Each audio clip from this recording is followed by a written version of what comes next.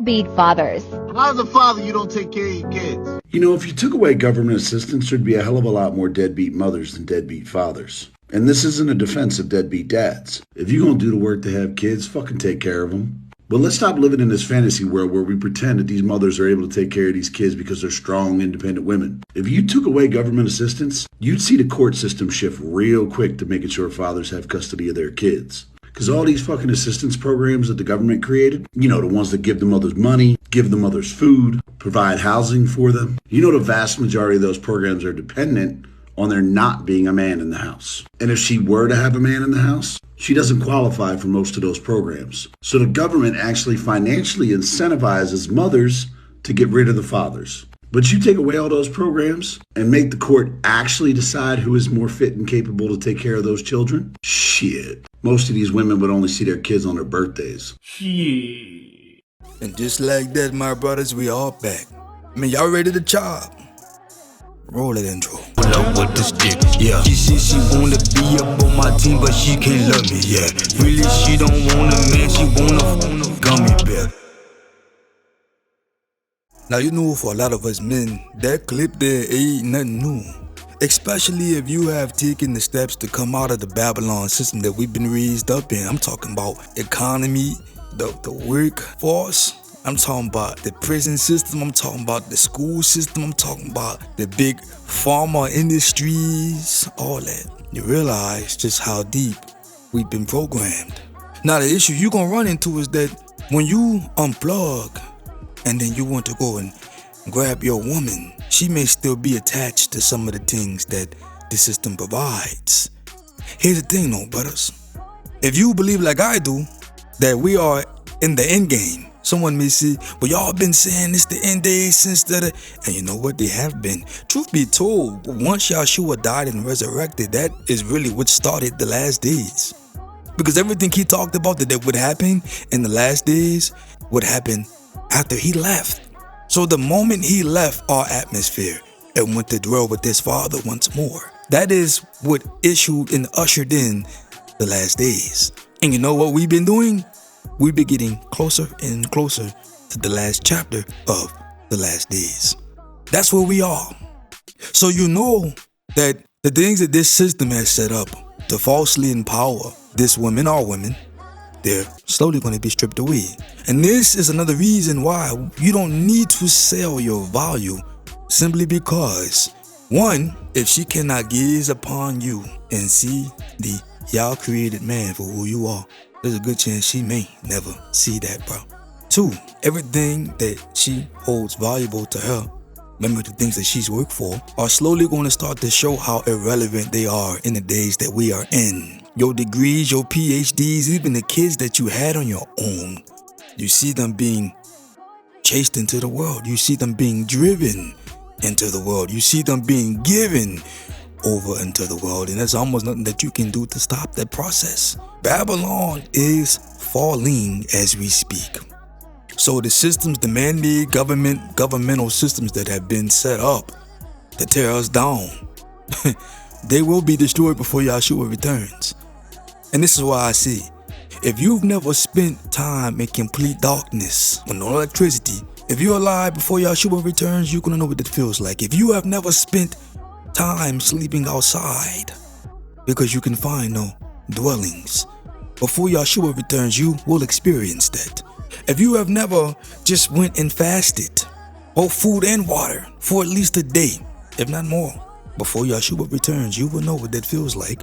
This will not be voluntarily, however. The only option for you is to go and receive whatever it is they want to give you in order to receive their rations, but then you have to join that beastly system that may cost you your life and your inheritance like it did Esau, or you resist and you stay out there in the wild. But if you've never had to depend on a man, if you've never known the importance, fellas, if she's never known the importance of having a man that can guard the camp before Yahshua returns, there's a good chance she may.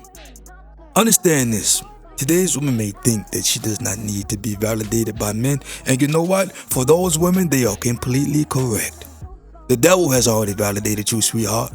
The devil has already signed, sealed, and now he's only waiting for you to be delivered unto him. you've already had your ticket stamped. But for the women who say, this doesn't work for me, for the women who want to read and study and search the scriptures like the Bereans did and want to align themselves with the women in the Bible, bro, then yes, you need to be validated. And not just by any man, but by your husband. See, when I tell a woman that in your spiritual walk with the Father, if you have not known the institution of marriage, there could be some things that you may not have had revealed to you from your Father, because He didn't place you here first. Please don't ignore the order, because we know that He is not the God of chaos. Things must be in decency and in what? Order. So if Eve knew most of her life with her husband in conjunction with walking with her father, why would it be any different in its design for a woman looking to become a wife? Not only that, brothers, but whenever you meet a woman and she's singing her praises, she's telling you why she's God's gift to you, why she's the catch, it's false. Because a true woman who is valuable never has to sing her praises. Her husband does. A true woman who is worthy and has the qualities of being a wife is one already a wife, and he sings her praises. He announces how great she's been. He gets online and says special things too. He stands up in front of a crowd and asks them to applaud for her or them. But let me tell you something, brothers, I've done all of the above, and y'all willing, I want to do a lot more before it's said and done. See, you don't believe me, huh? Go back and read back in Proverbs again, 31, verses 28 to 29. Her children arise up and call her blessed. Her husband also, and he praises her. First off, some of these women have children who rise up and curse them. They don't listen to them. They do what they want to do. You're struggling. She could be struggling with her children and contesting with them as we speak. But the kicker there is that at the end, her husband is the one who lifts her up. Her husband is the one who sings her praises. You know what this means? He is the one who validates her. Not social media, not Facebook groups, not likes because of a picture you put out, not stans, not fans, not simps, not wimps, not even pimps. It is her husband. And what you men need to understand in these last days is that, again, most women, not all, we don't do blanket statements here, but most women who have qualities that are worthy of a wife are already married or on their way as we speak to be married. Still don't believe me? Have you ever just got on either one of the social media apps? I'm sure we've all been guilty of doing this, and you see a post from a woman who's talking some sense, right? She seems like she gets it out of the myriad of women who don't. What's the first thing you do?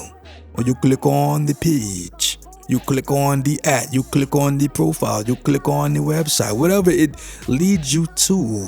And typically what happens is, though going to see if she really exists, if she is really available, you'll find out that she really is not. This woman got 3, 4, 5 kids. In the description it says, daughter of, mother of, happy wife of, at, bam. You clicked on the page because she put out a video and you seen qualities, attributes of her that were worthy of a wife, only to get there and find out that she's what? Already a wife.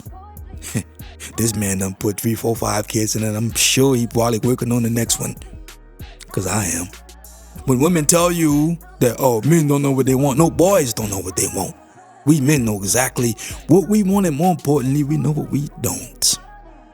And this is why I don't look for women. I don't chase women. It's an activity that doesn't profit much. And again, it takes time. And I've already spoken on the importance of time for us men in these last days where we really don't have that kind of time. Again, so when you read about the verses that is giving these women these praises and accolades, yes, praise Yah for them. They need that. Man, we're not going to sit here and make a woman lower than she has to be. And we're also not going to sit here and make her higher than she has to be. Give her her just due, whatever that is. If this woman is worthy of praise, we're going to praise that. We're going to give her her accolades. And if she's not, bye. But this is also the reason why I see you cannot look at modern women and deem her to be a success. From a biblical standpoint, if that woman ain't married and carried, she's a failure to me. And again, men, the woman may call you chauvinistic, misogynistic, any type of istic you can think of, but realistic, and we don't care. You have one job in mind when our Heavenly Father created you, her, like for us men. And you have to ask yourself, when all of these things are stripped away, and if they have not been, it's on its way. Did you live up to that purpose? Did you come bearing blessings or perpetuating curses? Every soul must ask themselves that. But for the men who have asked themselves and like the answer, the only other variable is the females. So again, when King Lemuel asks, a righteous woman who can find such? It's a very valid question. And I'm not telling you that in these last days they're not around, but they are as scarce as brothers like you and I. They are somewhere probably covered and protected, and quite honestly, in this world, in this day and age, they need to be. More than ever, they need to be kept in her daddy's house, whomever is shielding her from the atrocities and the psychological damages that are being done to the people of this planet during this day and age. So no, you're not going to just rarely be able to get up there on social media and just find her like that. Even if she is, she's not going to have tons of pictures. You're not going to know what this woman really look like. You may not even know what she stands for. All that's done by design. So that when the man discovers and finds her, maybe he was already on the quest to begin with. You see, when you watch these adventurous movies and the guys, they go on a quest, the quest is never to go on a journey for a woman. It's for a bigger cause. But along the way, he ends up finding the woman. And what does she do? She ends up helping him along his quest. Now, he's going to do the quest with or without her. And that's what I'm telling you, men. Don't chase the women. Chase your father. Seek him first, and all these things shall be added unto you. Make you the best version of you first. Then it all shall come. But we don't set out our quest to go find women, especially if you haven't found yourself, you haven't found the father, you haven't found the son. You start that quest, you find these milestones, and along the way, you will find that woman. She will have been in a kept state of the most purest form of herself for her king that she could be in these last days. You know, whether it's her having a renewed mind and spirit, or whether it's just her keeping down on her body count. But you validate her. You validate her faith in the Father that she says she believes in. Because here, she thought that there were no true Yah-fearing men, and now she has one who can lead her righteously. Every day she looks at you, she should see the realism that the Father exists, because he created this man that does. That in and of itself should enrich her walk, her faith, because up until now, she had been walking with no eyesight. She had been walking by faith and faith alone. Praise Yah. Now she can actually look and see the outward manifestations of an inward faith in her husband. When you get on social media, bro, and you see these women talking the good talk, making it seem as if they have qualities of a wife, you know, one of the biggest red flags to me is, one, the frequency of her posts. You mean tell me that you got enough time in your day, in your life, to post this much? Which then lets me know that you may not be a wife, because my women they don't have that kind of time. Between our businesses, between what I require in the home, between our kids, the time I call for them, they don't have that kind of time, bro. 2 Thessalonians chapter 3 verse 11. For we hear that some among you walk in idleness, not busy at work, but busy bodies. Busy doing what? Probably busy on social media, trying to teach and learn somebody something, speaking on a position that she's not. So it sounds good, her making all these videos and posts, and like I said, when you click on it, you should see her husband there to validate, oh, she is who she says she is, because she's already married, and then quickly get off the page. But for a woman who's putting all these videos, all these memes that are teeming with honey and, you know, things that would appeal to men like us, and you click on the page and she not married, before you slide in her DM, realize you ain't the first. That's probably the reason she's not married. Not all, but a good deal of the time. So that's the first red flag for me when they out there making so many posts. The second one is, how are you speaking on a position that you never were in, or rather not in at all? And don't let you be divorced and then be out here making memes and videos of what needs to be done for married couples. The only thing that you can really speak on is how not to make a marriage work. The only thing that you could really speak on is how to get divorced. You can't speak on longevity because you don't know that. You can't speak on 10, 15 years or plus of good marriage and how to sustain, maintain, and go there because you don't know that. But the women today, even the ones covered, need to be validated some way, somehow. Even if it's through social media and a false ministry. Because let me tell you something too, yeah.